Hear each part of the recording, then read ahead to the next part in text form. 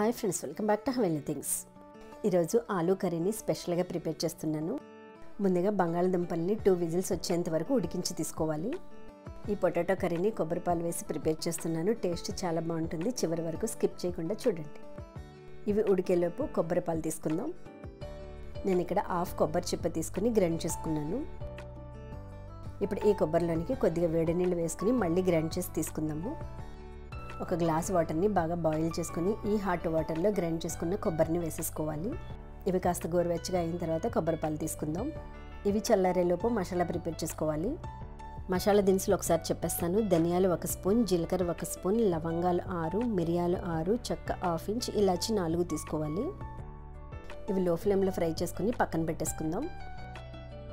ఇవి పూర్తిగా చల్లారి రూమ్ టెంపరేచర్కి వచ్చిన తర్వాత మిక్సీ జార్లో వేసుకుని పౌడర్ చేసుకోవాలి. వీటిని మెత్తగా పౌడర్ చేసి తీసుకుని వేరొక బౌల్లోకి తీసేసుకుందాం. ఇప్పుడు అదే మిక్సీ జార్లో 6 వెల్లుల్లి రెబ్బలు, 1/2 ఇంచ్ అల్లం ముక్క, 2 పచ్చిమిర్చి వేసి కోర్సుగా గ్రైండ్ చేసి తీసుకుందాం. ఇప్పుడు ఇందులోనికి కొద్దిగా కొత్తిమీర, కరివేపాకు, అలాగే ఒక పెద్ద టమాటా వేసి గ్రైండ్ చేసి తీసుకుందాం. చిన్నవైతే టమాటాలు 2 వేసుకోండి. మరీ మెత్తగా కాకుండా కాస్త ఇలా కోర్సుగా గ్రైండ్ చేసి తీసుకోవాలి. మన ఛానల్లో 100 వరకు వెజిటేరియన్ రెసిపీస్ ఉన్నాయి. ఒకసారి వెళ్ళి చూసేయండి. మీకు నచ్చే వీడియోలు కొన్నైనా ఉండొచ్చు. కొబ్బరిపాలు పూర్తిగా చల్లారిపోయినాయి. ఇప్పుడు కొబ్బరిపాలు ఒక క్లాత్ తీసుకుని వడబోసుకోవాలి. కొబ్బరిపాలు చూసారా ఎంత సింపుల్గా బౌల్లోకి వచ్చేసినాయో. ఇప్పుడు క్లాత్ని కొద్దిగా ప్రెస్ చేస్తే మిగిలిన పాలు కూడా వచ్చేస్తాయి. ఇప్పుడు వీటిని పక్కన పెట్టేసుకుని కర్రీ ప్రిపరేషన్ స్టార్ట్ చేసేద్దాం.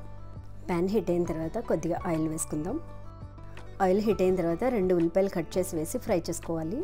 ఈ రెసిపీకి ఆనియన్స్ కాస్త ఎక్కువగా ఫ్రై చేస్తేనే బాగుంటుంది. నేను ఇక్కడ గోల్డెన్ బ్రౌన్ కలర్ వచ్చేంత వరకు ఫ్రై చేశాను. మనం ఇందాక గ్రైండ్ చేసుకున్న అల్లం, వెల్లుల్లి, పచ్చిమిర్చి, టమాటా పేస్ట్ని వేసేయాలి. మిక్సీ జార్లో కొద్దిగా వాటర్ వేసుకొని ఆ వాటర్ కూడా ఇందులో వేసేద్దాం. స్టవ్ లో ఫ్లేమ్లో టర్న్ చేసుకుని ఫ్రై చేసుకోవాలి. ఇప్పుడు ఇందులోనికి 1/2 టీ స్పూన్ పసుపు, సరిపడా సాల్ట్ వేసి ఫ్రై చేసుకుందాం. పచ్చివాసన పోయేంత వరకు ఫ్రై చేసుకోవాలి. మన ఛానల్ ఎవరైనా ఫస్ట్ టైం చూసినట్లయితే తప్పకుండా సబ్స్క్రైబ్ చేసుకోండి. అలాగే పక్కన బెల్ ఐకాన్ క్లిక్ చేయండి. అలా చేసినట్లయితే నేను ప్రతిరోజు పెట్టే వీడియోస్ అన్ని మీ ఫోన్ నోటిఫికేషన్ వచ్చేస్తాయండి. మీరు మిస్ అవ్వకుండా చూసేయచ్చు. ఇప్పుడు ఇందులోనికి 4 స్పూన్ల వరకు కారం వేసుకోవాలి. మీరు కారం తక్కువ తిన్నట్లయితే 1 స్పూన్ తగ్గించి వేసుకోండి. కొబ్బరిపాలు స్వీట్గా ఉంటాయి కాబట్టి కాస్త కారం ఎక్కువ పడుతుంది. ఒక 2-3 మినిట్స్ ఫ్రై చేసుకోవాలి. ఇప్పుడు ఇందులోనికి ఉడికించి తీసుకున్న బంగాళదుంపల పొట్టు తీసేసి చిన్న చిన్న పీసెస్ కింద కట్ చేసి వేసుకోవాలి. 2 మినిట్స్ ఫ్రై చేసుకున్న తర్వాత కొబ్బరిపాలు వేసుకోవాలి.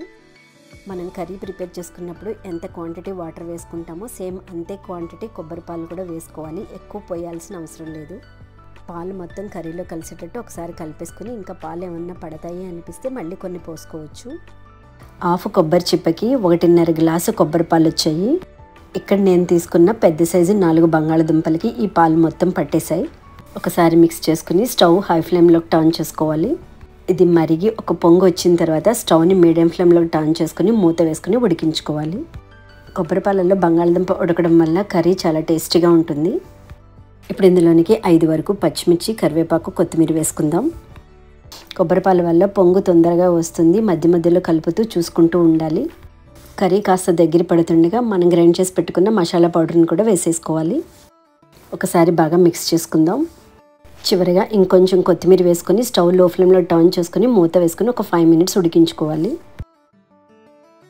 5 మినిట్స్ తర్వాత కర్రీ ఈ కన్సిస్టెన్సీకి వస్తుంది. కర్రీ చూసారా ఎంత కలర్ఫుల్గా ఉందో. ఈ కన్సిస్టెన్సీకి వచ్చిన తర్వాత స్టవ్ ఆఫ్ చేసేసుకోవడమే. కర్రీ కాస్త చల్లారితే ఇంకొద్దిగా చిక్కబడుతుంది. ఇలా ఉంటే సరిపోతుంది. ఇప్పుడు నేను పూరీ కోసం ప్రిపేర్ చేస్తున్నాను. మీరు ఇంకొంచెం గట్టిగా కావాలంటే ఇంకొక 5 మినిట్స్ ఉడికించుకుంటే సరిపోతుంది. కర్రీ అయితే చాలా చాలా టేస్టీగా ఉంటుంది. డిఫరెంట్గా ఇలా ఒక్కసారి ప్రిపేర్ చేసి చూడండి, మీకు కూడా నచ్చుతుంది. పూరీ, చపాతీ, పరోటా, రైస్లకు కూడా బాగుంటుందండి ఈ కర్రీ. మన ఛానల్లో 800+ వీడియోస్ ఉన్నాయి. ఒకసారి వెళ్ళి చూసేయండి. మీకు నచ్చే వీడియోలు కొన్నైనా ఉండొచ్చు. మరొక మంచి వీడియోతో మళ్ళీ కలుద్దాం. మరిన్ని ఇంట్రెస్టింగ్ వీడియోస్ కోసం ఛానల్ ప్రతిరోజు విజిట్ చేయడం మాత్రం మర్చిపోకండి. ఛానల్కి గంట సింబల్ నొక్కండి. మా వీడియోస్ చూసిన తర్వాత లైక్ చేసి షేర్ చేయండి. Thanks for watching. సబ్స్క్రైబ్ చేసుకోండి, బెల్ ఐకాన్ క్లిక్ చేయండి, లైక్ చేయండి, షేర్ చేయండి.